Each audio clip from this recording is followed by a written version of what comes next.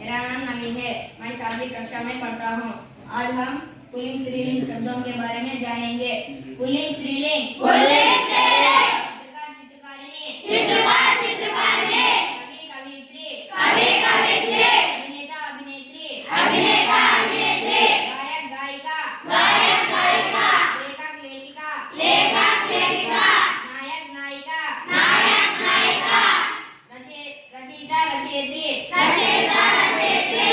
गीतकार गीतकारिणी